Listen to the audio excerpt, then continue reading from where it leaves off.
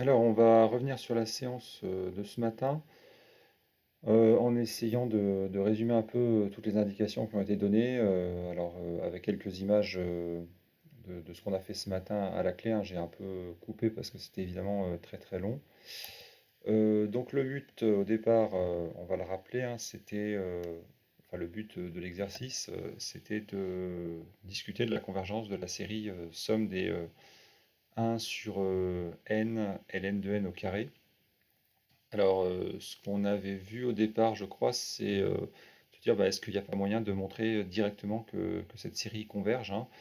Et puis vous savez que cette série, elle converge en association avec des séries de Riemann, somme des 1 sur n puissance alpha, et on sait que la somme des 1 sur n puissance alpha, eh bien, c'est convergent seulement si alpha est donc strictement supérieur à 1.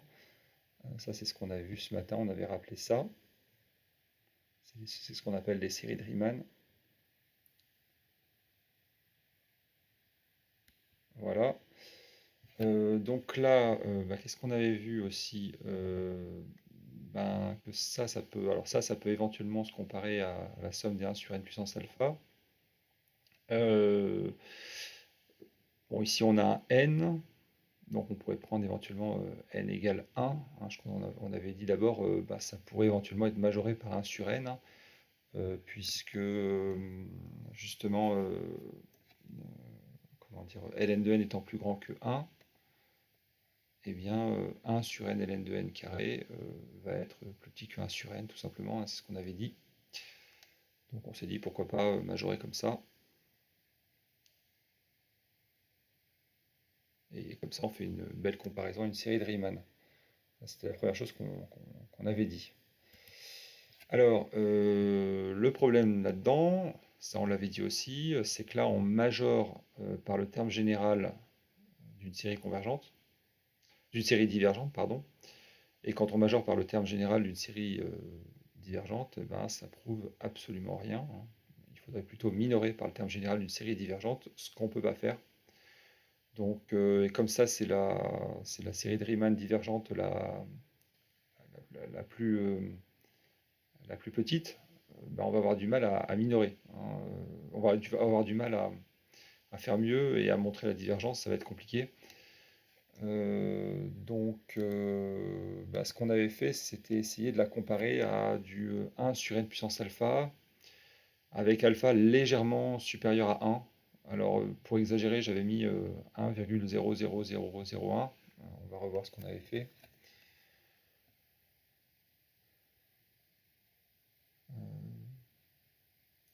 Alors,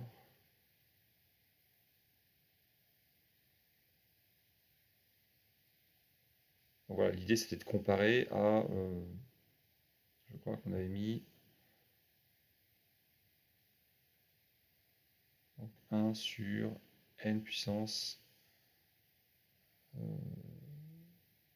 donc juste quelque chose de légèrement plus grand que 1 à cause du log de n. Donc il fallait quelque chose de légèrement plus grand que 1. Donc on a mis 1,0001, voilà par exemple. Et bah, l'idée c'était de savoir si on avait une comparaison entre ces deux-là. Alors j'ai mis le signe supérieur ou égal, mais ça ne veut rien dire en fait, parce que si on voulait montrer une convergence, il faudrait que ce soit inférieur ou égal, mais le but c'est juste de les comparer. C'était juste de les comparer. Donc quand on veut les comparer, rappelez-vous, hein, on veut comparer deux éléments, et eh bien on fait l'un divisé par l'autre, et on voit vers quoi ça tend. Ça c'est ce qu'on a fait hein, juste après, hein.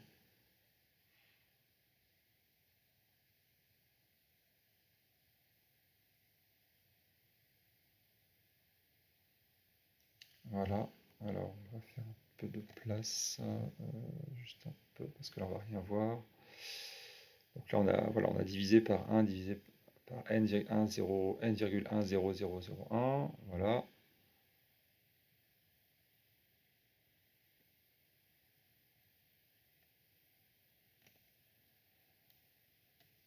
Je bouge un petit peu.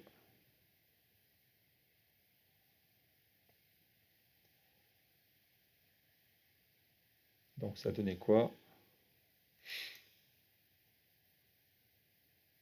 simplifiant, en fait, on avait une puissance positive de n au numérateur, divisé par un log. Et là, on est dans des théorèmes de croissance comparée, donc l'idée c'est de savoir si c'était plus petit que 1, ce qui sans doute va pas être le cas par croissance comparée, puisque le n tend vers l'infini, le log de n tend vers l'infini, mais qu'est-ce qui l'emporte? C'est le n, hein, n puissance 0,01 qui l'emporte sur le log de n.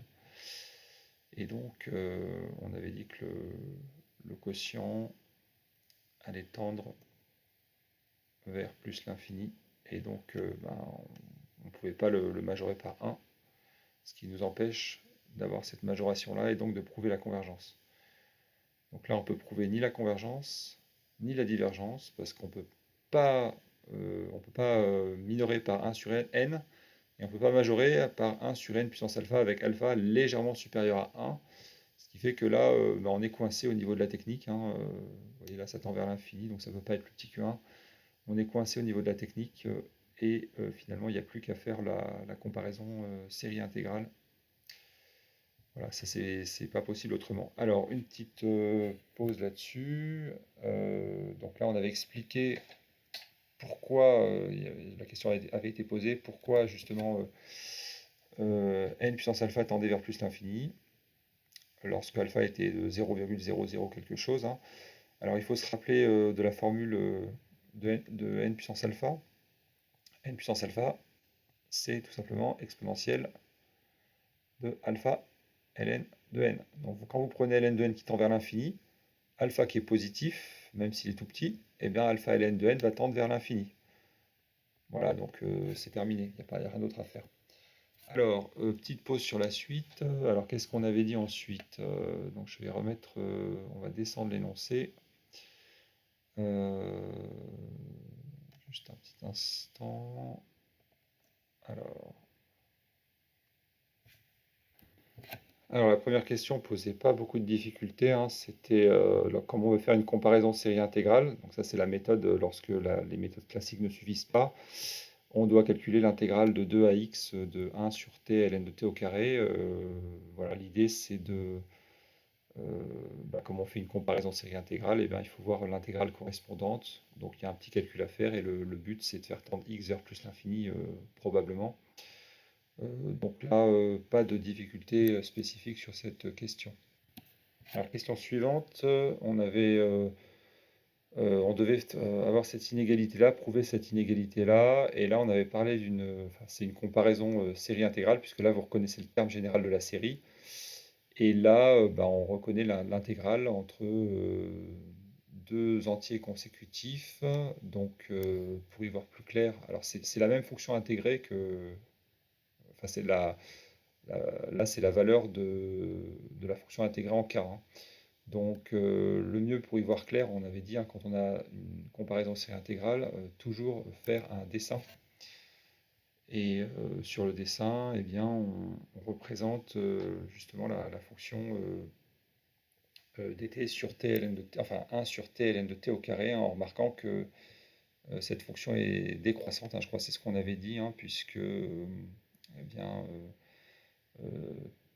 la fonction qui a t associe t ln de t au carré est croissante strictement. Et donc si vous faites 1 sur cette fonction, eh bien, ça nous donne quelque chose qui est décroissant et même qui tend vers 0. Alors la représentation se faisait sur 2 plus l'infini, je crois. Donc on avait une fonction décroissante, hein, et qui tend vers 0 en plus l'infini. Et l'idée, c'est de voir représenter l'intégrale entre entre k-1 et k. Et ce qu'on peut voir, c'est que c'est l'air sous la courbe, justement.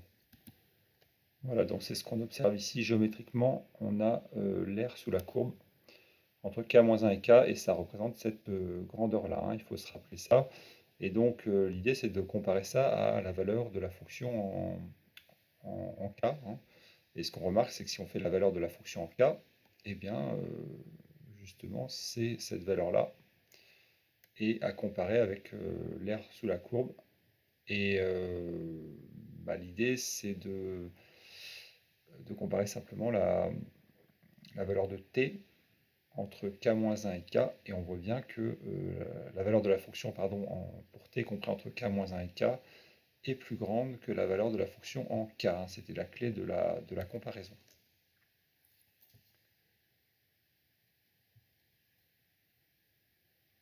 Et d'ailleurs, donc, on peut représenter ce qu'on avait représenté, c'était cette valeur en k.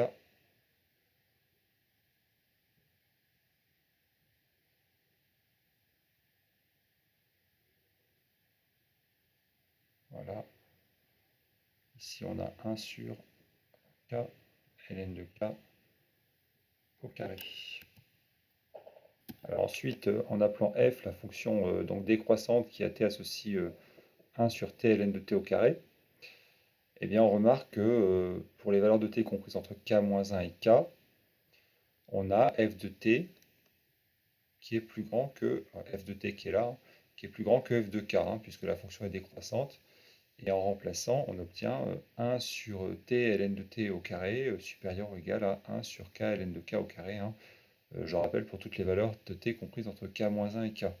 Donc après, il ne reste plus qu'à intégrer, et puis normalement on obtient cette chose-là. On en était resté là-dessus, hein, mais le plus important c'est de faire un dessin pour bien comprendre ce qui se passe. Et d'ailleurs, il y a une autre façon de voir les choses, hein, c'est que si vous prenez ce rectangle-là, d'accord, eh bien il est de côté 1, et l'autre côté c'est 1 sur k ln de k au carré.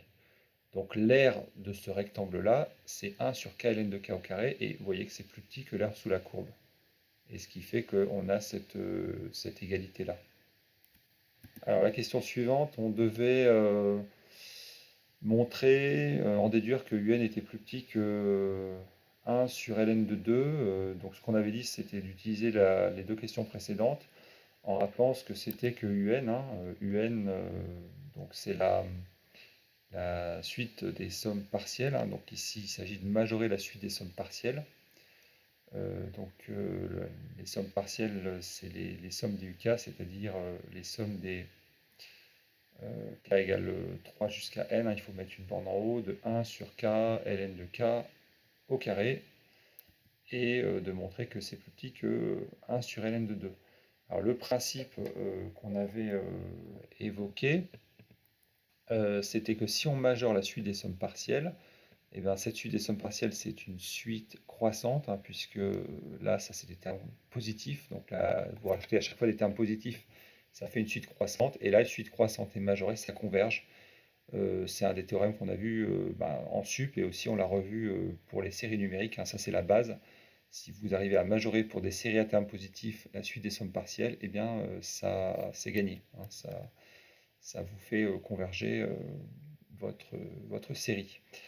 Et donc avec justement l'inégalité précédente, on voit que on va pouvoir majorer en fait cette somme.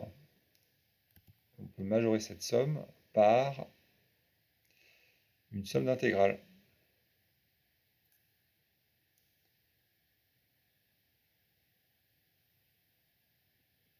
Voilà.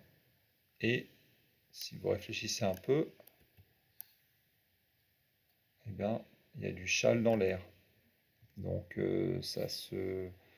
normalement, on peut conclure assez rapidement, et comme on a fait un calcul à la petite a, ça se fait très très bien. Donc ça a terminé. Alors, dans la deuxième question, on reprend un peu l'esprit de la question 1, vous vous rappelez. Donc la première question ne posait pas trop de problèmes. Il fallait justifier que la série somme des ln de n sur n est une série divergente.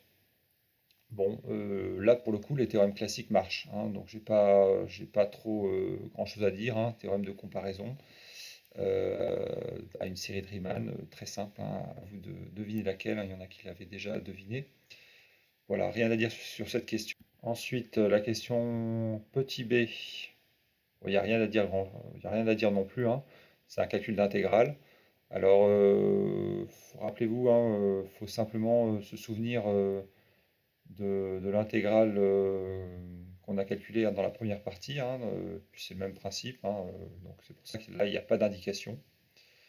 Voilà, donc pas de difficulté spéciale, hein. Alors ici, il ne s'agit plus de faire 30x vers plus l'infini, c'est parce que là, si on fait comparaison série intégrale, on n'en a pas besoin. On a déjà montré que la série divergeait, donc le but, je rappelais, c'était de trouver un équivalent. Il suffit de dire quelques questions plus loin. Et pour trouver un équivalent, ben, on refait une comparaison série intégrale depuis le début, hein, et pour ça, on a besoin des variations de la fonction qui a t associe ln de t sur t. Alors pourquoi on fait ces variations de ln de t sur t? Eh bien, probablement pour faire la comparaison série intégrale. Donc on va avoir une période où où f décroît, hein, normalement, enfin f étant cette fonction-là. Et puis, bah, si on se place sur un intervalle k plus 1, eh bien, on va avoir f de t entre k et k plus 1 qui va être plus petit que f de k et qui va être plus grand que f de k plus 1. C'est classique dans les comparaisons série intégrale. Voilà, et on va voir justement à quoi ça sert. Donc nous, ce qu'on doit montrer, c'est cette inégalité-là. Et donc en prenant f de t égale ln de t sur t, hein, vous voyez, on a cette inégalité-là. Alors si on arrive à montrer que ln de t sur t est décroissante, du moins sur l'intervalle k plus 1, et après, vous prenez f de t égale ln de t sur t, vous n'avez plus qu'à intégrer, et puis il y a conservation des inégalités par passage à l'intégrale. C'est classique dans les comparaisons série intégrale. Mais la base, hein, vous voyez, c'est le dessin. Donc, il ne faut surtout pas oublier de faire un dessin à chaque fois qu'il y a ce type d'exercice pour mieux comprendre, hein. Si on ne fait pas le dessin, on n'a aucune chance de comprendre. Alors après, la question suivante, bon, c'est juste une réorganisation de l'écriture, hein, puisque vous avez déjà une inégalité, ln de k sur k plus grand que ça. Vous voyez, et après vous faites un petit décalage d'indice pour avoir l'autre. C'est pour ça dire que celle-là c'est pour 4 plus grand que 3 et là pour k plus grand que 4. Donc voilà, ça pose pas trop de difficultés. On va parler rapidement des autres questions, mais très rapidement. Donc là, ici, on nous dit d'effectuer une sommation. Alors, on a encadré ln de k sur k, et grand Vn, c'est la somme des ln de k sur k. Donc, bah, inutile de vous dire que les inégalités se conservent par passage à la somme. Donc ça, c'est immédiat. Vous faites éventuellement la somme des ln de k sur k, et bah, après, vous débrouillez pour avoir cette inégalité. Ça ne doit pas être extrêmement compliqué, mais il faut faire les choses avec ordre et méthode. Donc ensuite, encore très classique, vous avez fait votre encadrement et vous voulez trouver un encadrement du terme du milieu, hein. Donc là, extrêmement classique, hein, s'il suffit simplement de prouver que les termes là et le terme là ont le même équivalent qui est ln de n au carré sur 2. Et dans ce cas-là, si vous encadrez le terme général d'une suite entre les termes généraux de deux suites qui ont le même équivalent, eh bien, théorème des gendarmes, hein, à vous d'expliquer pourquoi. Le théorème des gendarmes, hein, nous indique que le terme du milieu est équivalent au terme de gauche et de droite. Et donc après, voilà, ça se fait très bien. Alors, petite indication sur les dernières questions, hein, qui sont un peu du bonus, parce que ça sont beaucoup plus compliquées. Bon, beaucoup plus, ça se fait, hein, mais c'est plus compliqué. Alors pour celle-ci, indication, essayez de voir le lien entre cette intégrale et cette forme-là. Voilà, faire le lien entre ça et ça. Et ensuite, vous faites Wn moins Wn plus 1 en remplaçant Wn moins 1, pardon, en remplaçant Wn moins 1 par Vn moins 1 moins ln de n moins 1 au carré sur 2. Puis vous faites le lien avec ça. Ça devrait pouvoir se faire sans, enfin, sans trop de soucis ici, mais si c'est rigoureux, ça peut se faire. Ensuite, la 2i, le sens de variation de Wn. Bon, bah, pensez aux histoires de comparaison série intégrale. Et puis, vous aurez le signe de Wn moins Wn moins 1. Et puis, il reste une dernière question. Bon, et la dernière question pose pas spécialement de problème, hein. Il s'agit de montrer que Vn moins ça tend vers une limite finie. Ça revient à ça, hein. Et puis, si vous récapitulez bien les questions d'avance, il n'y aura pas de gros soucis. Voilà, donc bon, bah, ça se fait assez bien. Si j'ai oublié de dire la convergence de Wn, pensez au théorème classique, hein, suite croissante majorée, suite décroissante minorée, ça doit être quelque chose de ce style. Voilà, donc bon, a priori, vous avez tout pour traiter correctement cet exercice, hein. Évidemment, ce qui va être important, c'est de bien comprendre ce que vous faites et puis la rédaction, naturellement, hein, mais d'abord de bien comprendre ce que vous faites. Voilà, donc je peux faire des petits récapitulatifs après en fin de journée de ce qu'on a comme maintenant, hein, de ce qu'on a fait. Et puis, bon, bah, vous les retrouverez sur le site sans souci. Voilà, je vous dis à la prochaine fois.